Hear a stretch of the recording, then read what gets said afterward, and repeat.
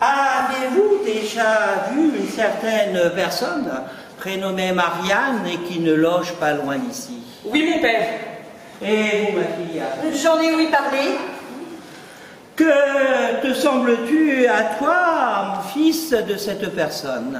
Une fort charmante personne. De sa physionomie? Toute honnête et pleine d'esprit. De son air, de sa manière? Admirable sans doute. Ne trouvez-vous pas qu'une telle personne mériterait assez que l'on songeât à elle? Sans doute. Qu'elle a toute la mine pour faire un bon ménage? Assurément. Et qu'un mari aurait toute satisfaction avec elle? Oui, mon père. Jamais je ne vous vis un pain si frais, si gaillard.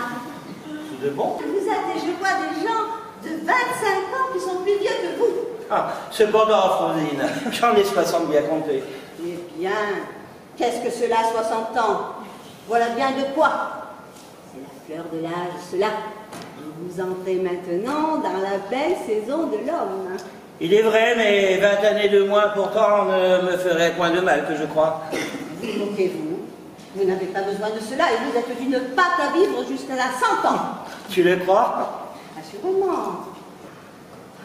Dieu, quelle ligne de vie! Eh bien, qu'est-ce à dire? Voyez-vous pas jusqu'où va cette ligne-là? Eh bien, qu'est-ce que cela signifie? Par la foi, je disais 100 ans, mais vous passerez les 120. Est-il possible? Il faudra vous assommer, vous dis-je, et vous mettrez en terre et vos enfants et les enfants de vos enfants. Tant mieux. Manger. Non, c'est pas cela. Il faut manger pour vivre et non pas vivre pour manger. Ah oui, c'est cela. Quel est le grand homme qui a dit cela? Je ne me souviens pas maintenant de son nom. Ah, souviens-toi de m'écrire ces mots, je vais les faire graver en lettres d'or sur la cheminée de ma salle. Je n'y manquerai pas. Et pour votre souper, vous n'avez qu'à me laisser faire, j'arrangerai tout cela comme il faut. Fais. Tant mieux, j'en aurai moins de peine. Il faudra des mets qui rassasient vite et dont on ne mange guère. Quelques haricots bien gras, avec quelques pâtés en pot, bien garnis de marron. Reposez-vous sur moi. Franchement, qu'on se moque partout de vous, et qu'on nous jette de tous côtés, sans brocard à votre sujet, et que l'on n'est point plus ravi que de vous voir tenu au cul et aux choses, et de faire sans cesse les comptes de votre lésine. L'un dit que vous faites imprimer des almanachs particuliers, où vous faites doubler les 4 temps et les vigiles, afin de profiter des jeunes, où vous obligez votre monde. Celui-là dit que vous avez toujours une querelle toute prête à faire à vos valets dans le temps des étrennes pour trouver une raison de ne leur donner rien. Celui-ci dit qu'un jour vous fîtes assigner le chat d'un de vos voisins pour vous avoir mangé le reste d'un gigot de mouton. Celui-là dit que une nuit, on vous surprit venant dérober vous-même l'avoine de vos chevaux et le cocher qui était celui d'avant moi vous donna dans la nuit je ne sais combien de coups de bâton dont vous ne voulûtes rien dire.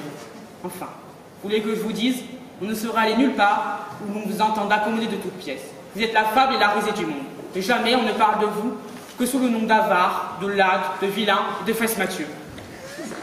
Vous êtes un sot, un maraud, un coquin et un poisson bilan. C'est bien, vous n'avez pas deviné, vous n'avez pas voulu me croire, mais vous n'avez pas dit que je vous fâcherai en vous disant la vérité. Apprenez à parler. Je le dis en râlant. Oh, assassin, oh meurtrier, juste ciel, vengeance. On m'a coupé la gorge. Je suis perdu, je suis assassiné, on m'a déroulé mon argent. Qui peut être? Qu'est-il devenu? Où est-il? Où se cache-t-il? Que ferais-je pour le trouver? Courir ou ne pas courir? N'est-il pas ici? Ah! Le gars! Enlevez-moi! Rends-moi mon argent! Moi? Mon esprit est troublé. Et je ne sais ce que je fais. Oh! Mon pauvre argent! Mon pauvre argent! Mon cher ami, on m'a privé de toi. Et puisque tu m'es enlevé, j'ai perdu mon support, ma consolation, ma joie. Tout est fini pour moi. Je n'ai plus que faire en ce monde. Sans toi, il m'est impossible de vivre.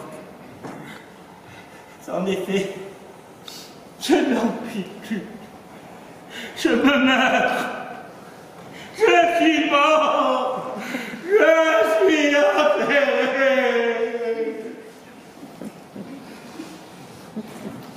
Y a-t-il personne qui veuille me ressusciter en me rendant mon argent ou en m'apprenant qui l'a pris? Yes. C'est pas ça. Il faut qu'avec beaucoup de soin, on ait épié l'heure.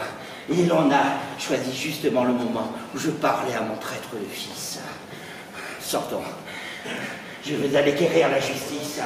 Et je vais faire donner la question à toute ma maison, à servante, à valet, à fils, à fille, et à moi aussi.